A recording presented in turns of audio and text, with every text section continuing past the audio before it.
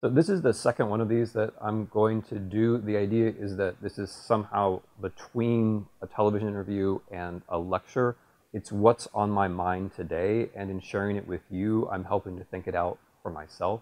The first time we did this, I was talking about how the Russian campaign to elect Donald Trump worked. What I'd like to do today is turn things around, look at it from the other direction, and ask why we were so receptive. Because, of course, the problem is if you start from the Russians, you can end up with the idea that they are gods and geniuses. And, of course, what they did was interesting and it was impressive. It is interesting and impressive that they managed to turn an American electoral campaign into an international cyber contest. It's even more interesting that they managed to win it. And as we get our minds around the particular things that they actually did, that they hacked emails and released them at a time that would help one candidate over another, that they used bots to spread millions or billions of messages to Americans, that they had their own Facebook and Twitter presence, which millions of Americans followed unwittingly, and which Americans took as their own, made into their own, internalized, and then started to say, started to speak aloud. All of this is incredibly interesting. And then, of course, when it dawns on us that in 2016, Russian politicians and even Russian intelligence officers were speaking openly about Trump as their candidate, and that when at the end Russian politicians rejoice openly that their guy has won, this is shocking. And one of the natural responses to this shock is to say, okay, that was them. They're guilty. We are innocent. And that's perfectly understandable. When you get hit in the gut, you naturally blame the person who hits you in the gut. But then there's the question of why your gut was so soft and inviting in the first place. And that's the question that I'm going to try to address today. Now, the way that I'm going to do it is to think about how America looks from the outside. It can be very helpful to look at yourself from the perspective of an other. And sometimes it's even more helpful if the other is hostile, as Russia was towards the United States in 2016, because the hostile other, that particular perspective, can reveal the weaknesses about you, which perhaps are the very things that you overlook. Another way to consider this question is to think, why did this work? And not only why did this work, why did it work better than the Russians themselves thought they were going to work?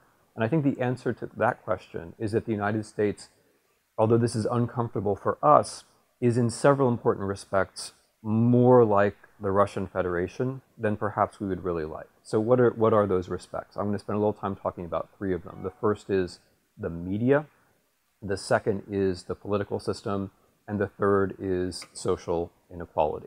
So the Russian attack on the United States took place primarily through the media, and it gives us a chance to ask what has actually happened to our media in the last decade. In fact, even the fact that I'm using the word media, and you're all nodding your heads, media, we're thinking media, we use the word media, that itself reveals the basic problem. Because what has happened is that we've shifted from being a country where there were lots of regional and local newspapers, which provided, an imperfect, but nevertheless a shaded, a variegated, a specific view of daily life to people. We've shifted from that into something else. We've shifted from that into this place where we think there's one media, and then we're for it or against it or whatever. I mean something very specific here. A decade ago, the United States still had a great deal more local press than it did now. In the late 2000s, the local press began to suffer. After the financial crisis of 2008, roughly 40 newspaper men and women were laid off every day on average in 2009. By 2010, the industry had basically cratered. Now, why does this matter so much? Why does it matter that there's not a local newspaper here or a regional newspaper there? It means that people shift from thinking of journalism as something which is done by people whom they know because they see them at the city council meeting or they see them at the PTO or whatever it might be. People shift from that idea that journalism is about life to another idea, which is that there's not really journalism. There's just the media. There's television. And there are the networks. And what do the networks cover? And this is important. The networks cover international news. They cover things that happen on the coasts. They cover DC. They cover New York. They cover Los Angeles.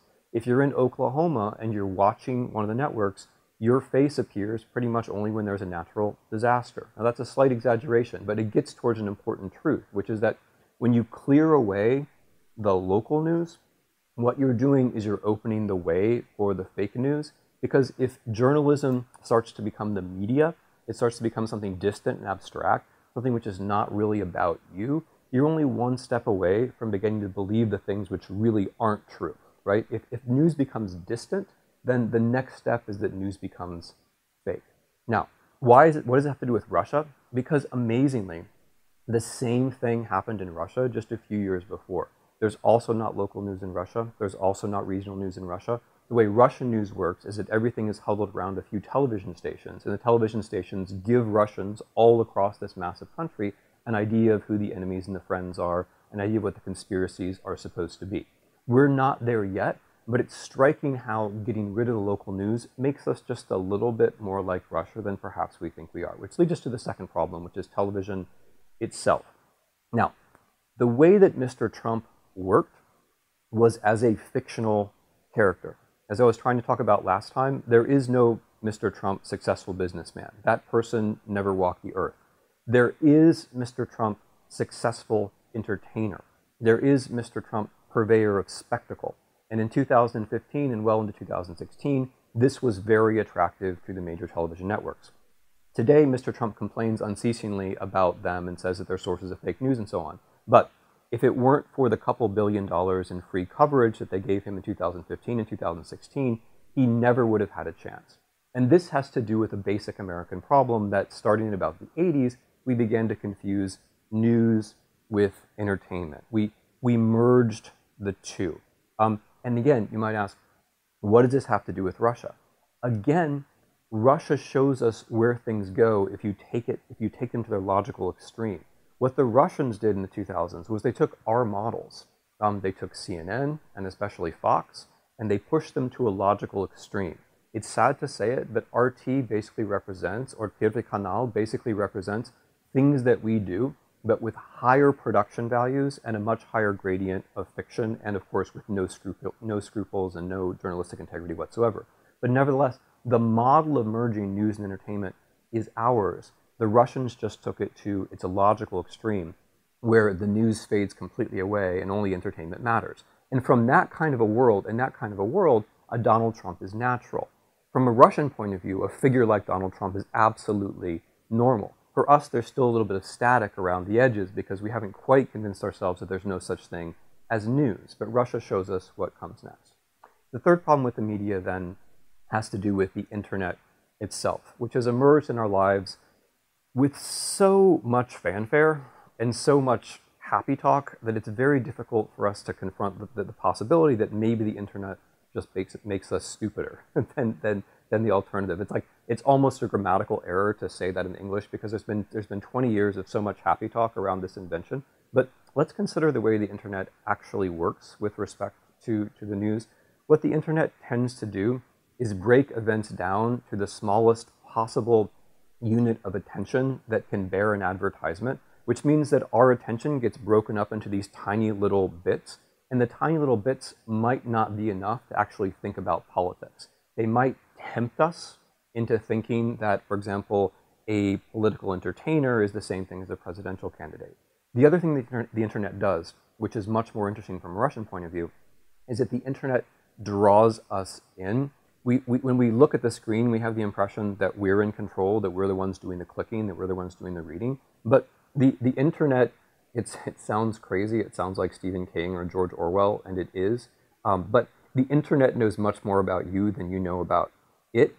Your interaction with the internet is giving the internet and its platforms information, which allows the internet to spin things back to you, which seem right to you, which feel good to you. You get drawn in. And as you get drawn in, you lose the ability to distinguish between what feels good to you and what is actually true. Now, that's incredibly important from a Russian point of view because all confidence operations, all attempts to use another country against itself, another society against itself, depend precisely on that. They depend precisely on trust. So the way that Russian disinformation over the internet functioned was precisely that they first figured out what people wanted to hear, and then they gave them more of it, and more of it, and more of it, until past some imperceptible point, people were no longer just influenced by a Russian operation. they were a Russian operation, because the things that they said in real life, the things that they said in the bright light of day, were actually things that they had gotten from Russians, but they just didn't know that this was the case. So in all of these ways, this American media environment, which we take to be our own, looks a bit Russian, or from the perspective of people trying to harm us, it looks like one big attack surface. The second source of weakness, or the second source of vulnerability in the United States, had to do with our political system, and I spent a little time on this last time, but I want to develop it. The things that look to us like divisions from an outside perspective can look like weaknesses or fractures that can be further opened.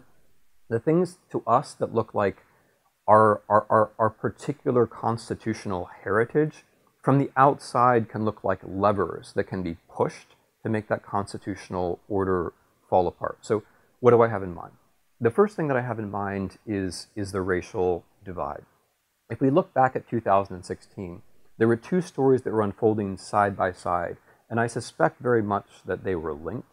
One of these stories was the partisan story of Republicans making the case that Mr. Obama was not a legitimate president, that he did not have the right, for example, to name a Supreme Court justice. In domestic news, that's the main story, I think, of 2016. In foreign news, the main story of 2016 is the Russian cyber war. And what I suspect is that the two of these things are linked together. That the Russians, looking at the way we are fighting over race, see an opportunity. This all comes to a head in September of 2016, when Mitch McConnell, who's of course the Republican leader of the Senate, says that he would regard a response to the Russian cyber attack as a partisan attack against the Republicans. In other words, defending American sovereignty is understood in partisan terms. Now, it's not a guess to say that the Russians are aware of our racial divides. If you look at the fake internet sites, the fake social media sites that Russia designed, a very large percentage of them have to do precisely with informing whites that blacks are a threat, saying that it's legitimate for the police to shoot blacks, and then at the same time also trying to radicalize black opinion. So it seems to me that this issue, which we take to be very much ours, this issue of racism, of whites and blacks, from an external point of view, looks like an attack surface. The same thing is true of our curious constitutional system. We take for granted that there's an electoral college, that there's gerrymandering, that there's endless money in politics, that there are voter suppression laws. If we see them as problems at all, we think of those as our problems. But what those things did in 2016 was set up a situation where Mr. Trump just had to win in a few very important states in order to win the entire elections. And he knew which states those were, and the Russians knew which states those were. And this all comes together in the fact that the Russian internet campaign was focused most intensively on the particular states that Mr. Trump had to win. And then he won them. The third way that we are like Russia, and therefore vulnerable to Russia, may be the one that goes the deepest and which is the hardest for us to see, and therefore maybe the most revealing to try to understand. And that has to do with inequality. Now, let's think back to a moment to 1989. Let's think back to the end of communism, and let's think back to the great mistake that we made then, the great trick that we played upon ourselves. When communism came to an end in 1989 in Europe, or when the Soviet Union came to an end in 1999, what Americans said was, aha, the communist story is wrong. It's not true that there will be a Marxist utopia in the future. Okay, fair enough, there won't be. But what we also told ourselves was, therefore, our story is right. And what was our story? Our story was something like, in the 1980s, Thatcher, Reagan, our story was something like, capitalism leads to democracy, and therefore the more capitalism, or the more unregulated capitalism, the more democracy we're going to get. What was the problem with that story? The problem with that story is that it generated tremendous inequality, and that inequality made the United States much more like Russia than we might have expected. What happens in Russia is that early attempts to reform communism fail, oligarch seize most of the wealth, and then Mr. Putin, at the head of one oligarchical clan, is able to concentrate wealth in the hands of himself and a few other people. And this happens relatively quickly. It leads to a situation where 1% of the Russian population controls about 87% of Russian wealth. In the US, the story is a little more complicated. We play this experiment on ourselves where we say, okay, what happens if you imagine that capitalism is the same thing as democracy? What happens if you make it harder to unionize? What happens if you stop implementing a welfare state with all of the normal things that comparable countries have, like parental leave and vacations and health care and pensions and good public education? What happens if you punt on all of that and just imagine that the market will take care of it? What happens is that worker productivity increases, but worker salaries do not increase. What happens is that wealth concentrates in the hands of the wealthiest Americans, so that when you get to 2015, 2016, 1% of the American population controls about 76% of American wealth. You could cite a whole bunch of numbers, but the picture, the stratification is striking, because where you land is that the only country in the world that begins to challenge Russia in terms of economic inequality is precisely the United States of America. So in a very broad way, that makes us suspect that Russian politics should work here. If they got to incredible inequality first, and they have their own way of dealing with it, why wouldn't that way of dealing with it work here? And there's another story which is maybe even a bit more sinister, which is the way that American unregulated capitalism and Russian oligarchy worked together. And this is something that the Paradise Papers, if you happen to be reading them, helps us to see even more clearly. The way that Russian oligarchs accumulated their money was, first, you steal it from your own country. Second, you put it in some offshore site. And third, you launder it into dollars or euros or something else. To be more specific, what Russian oligarchs generally did was, very often did was, they used anonymous companies in the United States, because in the US, remember, unregulated capitalism, you can actually found a company anonymously.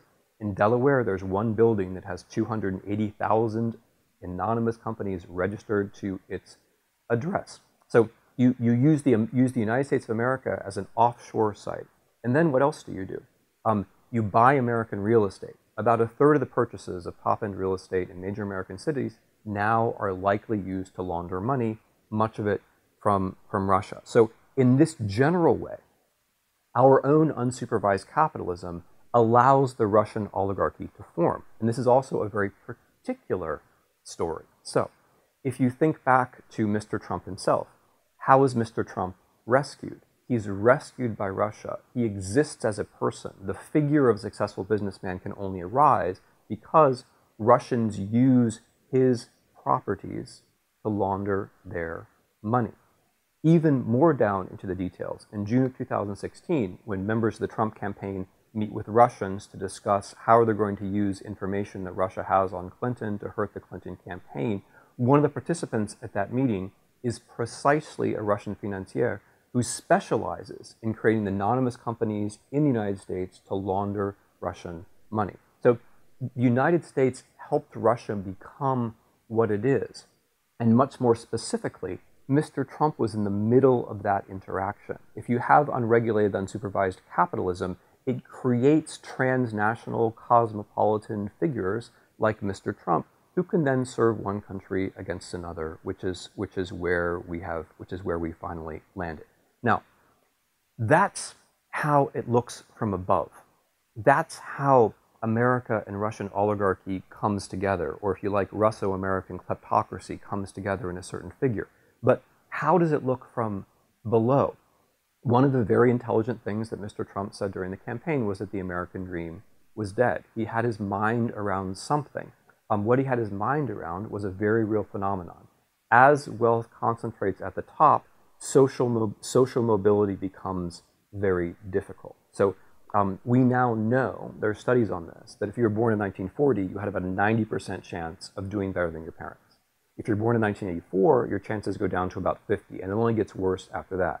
Right now, most Americans think that their children will do worse than they will, and unfortunately, they're probably right.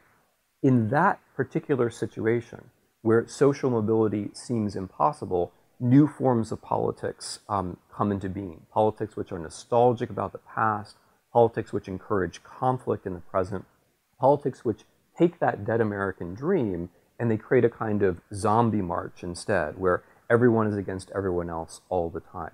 This is what happened in Russia. This is what happened in Russia first. There's no such thing as social mobility in Russia, and so Russian politics becomes a constant question of friend and enemy, Russia versus America. And now look what's happening with us, with our election of Trump, with the way Trump actually governs.